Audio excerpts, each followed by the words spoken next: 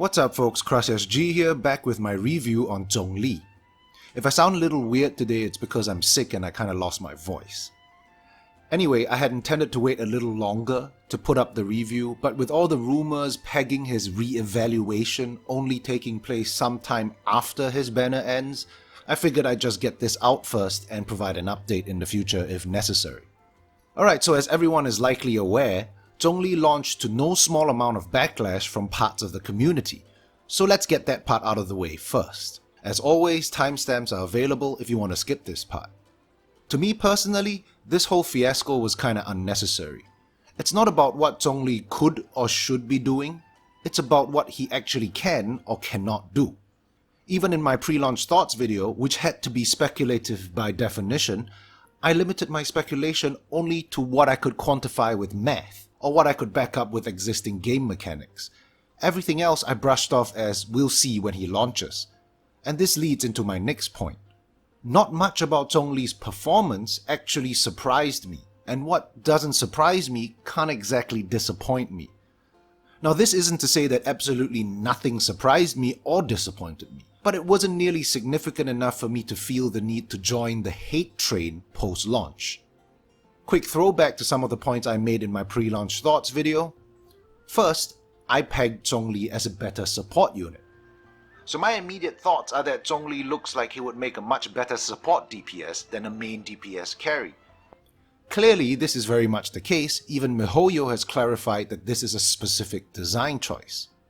Second, I surmised that the absence of the 20% damage buff on Honey Impact could indicate that he might have been nerfed. I also didn't see any mention of the 20% Fizz and Geo damage boost that is supposed to be granted by Petrify.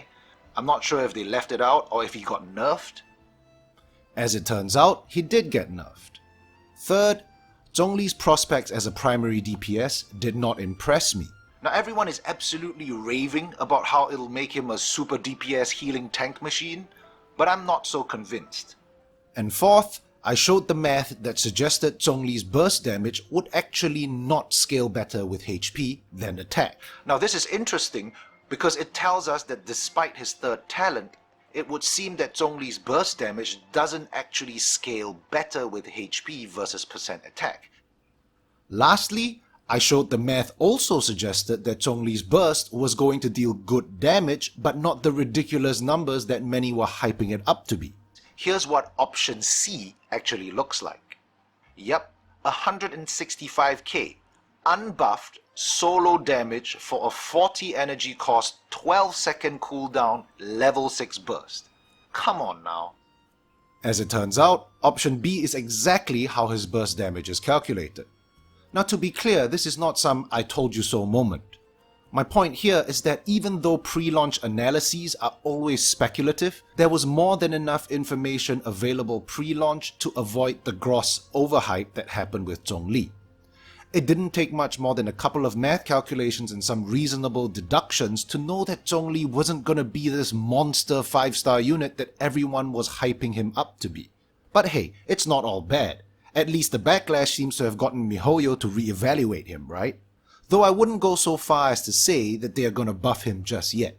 Not trying to be a wet blanket, I love buffs myself, but I just want to keep expectations realistic because over the last 48 hours or so, my YouTube feed has been littered with the phrase Zhongli is getting buffed. Yet I don't recall any of the official posts explicitly using the word buff, or maybe I just missed it. Let me know if I did. Either way, miHoYo already stated that he is a support unit by design, so I wouldn't expect too much by way of buffs, at least not in the DPS carry department anyway. I think a lot of this rides on how his kit interacts with the likes of Albedo and future Geo units. We'll see what happens when it happens. Okay, with that out of the way, let's get on with the review. So Zhongli is a 5-star Geo Polearm user. His kit is already very well known, so I'll just put links to Honey Impact in the description. There are 4 potential roles Zhongli can be used in, and this is what I think of him in these roles. First, we have the primary carry, and if you haven't guessed by now, I don't think this is the most optimal role for Zhongli. It's not that he can't be used in this role, and folks claiming as such are being overly dramatic. Virtually any character is at least usable as the primary with good enough gear and the right team setup.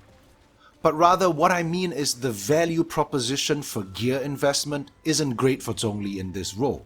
There are many units both 4 and 5 star that scale much better with gear investment as a carry. Next we have burst DPS support, and I think Zhongli excels in this role because he has a short cooldown, low energy cost burst that scales very well with gear investment, and it also brings amazing hard CC with it. Put him in a team that can supply him with enough energy regen and he'll pay it back with some nice damage and CC. Third, we have full shield support. Now this isn't my favorite role for Zhongli, but I want to emphasize that my perspective on this is heavily skewed because I main a Noelle carry on Team 1 and run a full support Diona on Team 2. I have 9-starred floor 12 with a few teams with them in these roles, and I've never felt that they were lacking in any way. So adding a full shield support Zhongli to my teams doesn't exactly provide much more value for me. That being said, I can fully understand why some folks are utterly smitten by his shield. It certainly is beefy with full HP gear, easily beefy enough to completely negate the need for a healer entirely. And lastly, we have the hybrid support role. This is basically how I was planning to build him in my pre-launch thoughts video. Here's my Zhongli, level 80, C2, 2-piece Petra, 2-piece Noblesse, 32k HP. I have gotten a couple of upgrades since my Q&A video, so the stats are slightly different. This is what it looks like.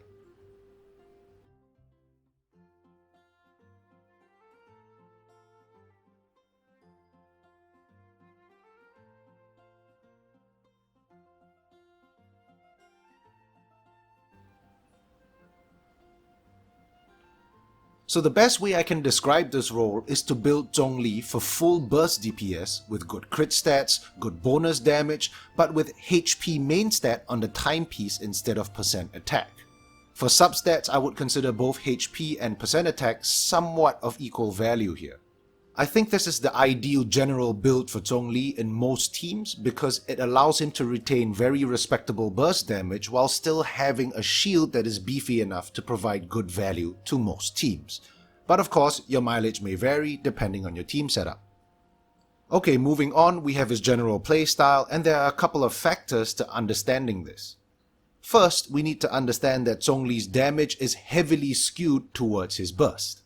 By that I mean out of all the damage sources in his kit, his burst scales the best with stat investment regardless of what role you have him in. His burst also brings a hard CC with it and a decently large AoE radius even at C0.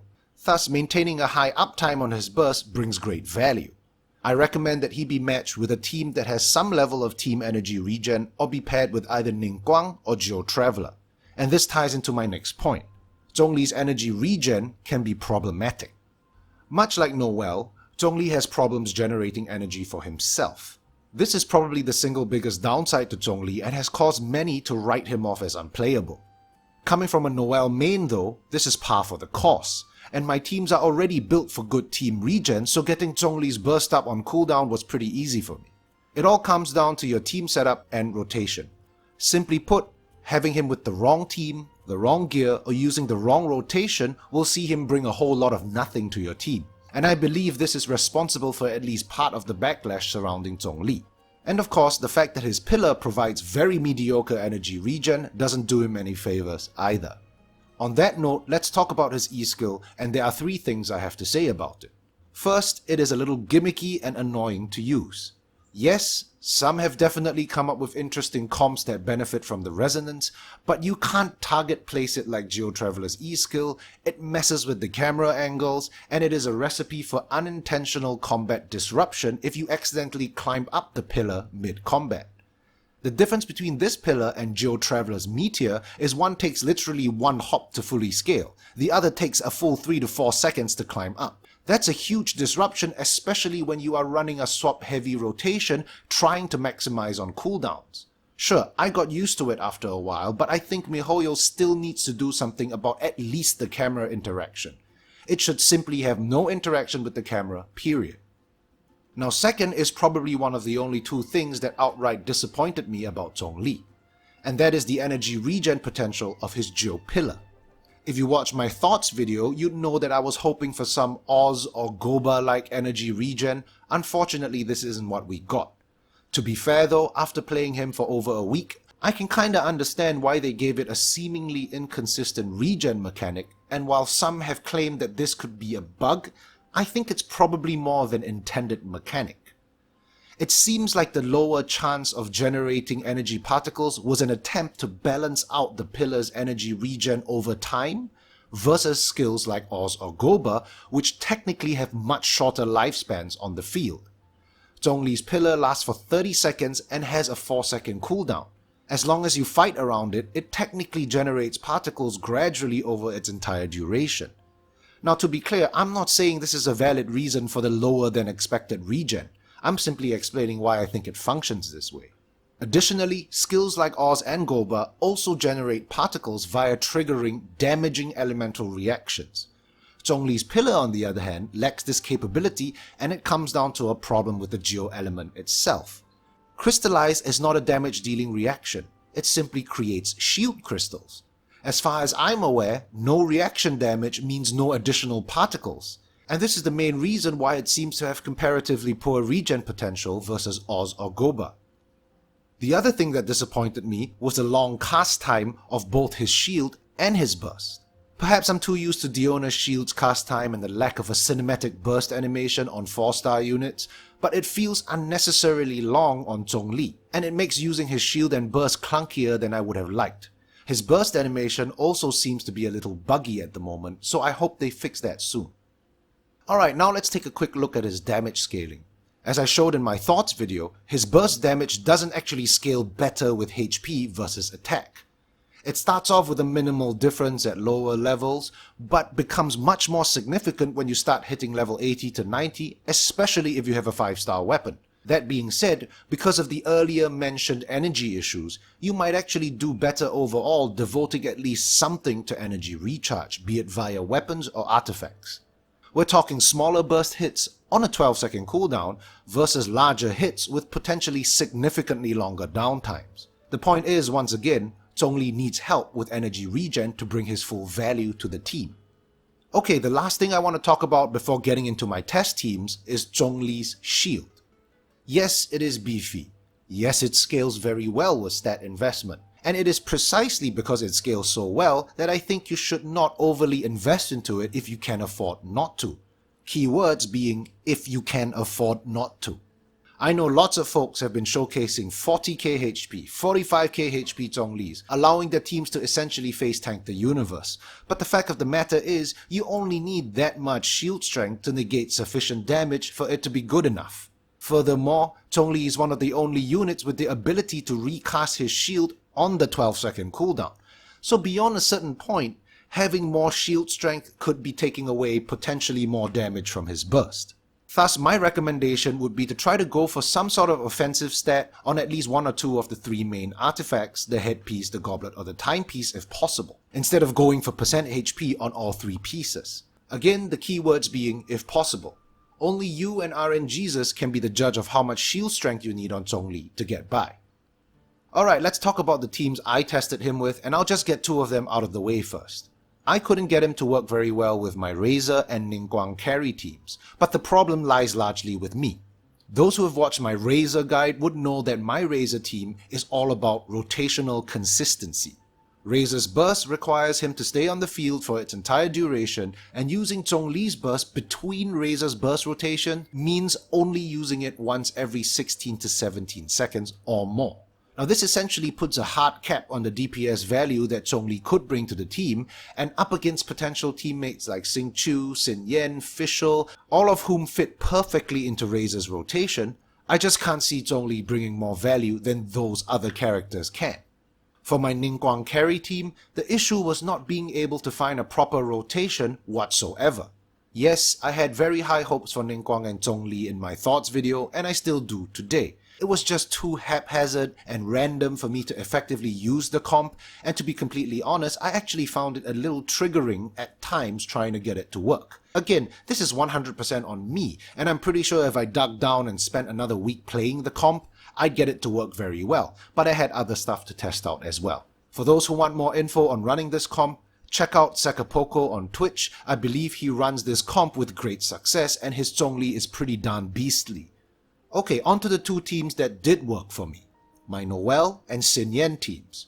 Followers of my channel would have already seen a couple of clips of Zhongli on my Noelle team, so you'd probably have a good idea of how it works.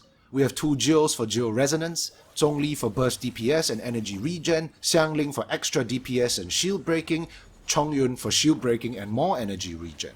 Throughout my tests, I found little to no difference in the way the team functioned with Zhongli at C0 or C2, because with Noelle as the carry, I didn't really need his shield at all. At C0, I just flat out didn't use his shield, and with C2, it cast his shield automatically, so no difference in input from my end was required. In hindsight, I probably should build him for full DPS with my Noelle team. Maybe I'll try that soon. Overall, this team setup worked very well. I thoroughly enjoyed playing it, and I managed to get a couple of 9-star clears with this team on the first half. I was also able to maintain full uptime on Noelle's burst, and at times could even overlap bursts. This of course comes down to the Favonius Lance on Zhongli and Favonius Greatsword on Chongyun, and the pillar does of course help a little. All in, I'd say Zhongli has a permanent spot on my Noelle team. Ningguang does provide better energy regen, but Zhongli is just so much easier to play in rotation. Oh, and for those wondering how my full Regen test comp is working out, I got a 9-star clear with that team too, and actually feel it has room for improvement. I'll have a clip of it at the end of the video. Onto my Xinyan team, and it was just rotational perfection with Zhongli. This is the team. We have Xinyan as the carry, Zhongli, Fischl, and Diona. We have Fischl and Diona for superconduct because my Xinyan is built as a physical carry and Diona as full shield and heal support. Anyway, there was a slight difference in his rotation on this team because Xinyan doesn't need as much energy regen as Noelle. With Zhongli at C0, I basically only used his shield and burst without using his pillar. At C2, I just use his pillar and burst cause I get a free shield from every burst. Otherwise, he performed just as well at C0 as he did at C2. Meaning C1 and C2 are completely unnecessary for these two specific teams. The cooldowns and energy regen generally lined up just right, and the team rotation was practically infinitely repeatable, allowing me to make very quick work of the annoying flowers on 12-1. Overall, if I didn't main Razor, I'd say my Noelle and Xinyan teams would be fighting over Zhongli. Thankfully, it all works out because he didn't play well with my Razor, so my Noelle team gets Zhongli after all. Alright folks, before we wrap things up, let's talk about my closing thoughts and Zhongli's value proposition. Overall, I think Zhongli is an excellent support unit. He brings good burst damage, a nice shield, and invaluable hard CC. He is very capable at C0, bringing almost full value but requiring a manual shield cast. His C1 is really only useful if you want to get creative with geostructure comps, in my opinion. And his C2 is extremely useful if he is your sole shield support, allowing you to just focus on using pillars and bursts. He works very well with my Noelle and Xinyan teams, though I'm kinda disappointed that I couldn't get used to the rotation with Ningguang in the limited time I had. And now let's talk about his value proposition. I really like Zhongli personally. I have no regrets getting him to C2 and would love to have him at C5 if I had the budget for it, but sadly I don't. Then again, this is my money and that's the value I personally place on him.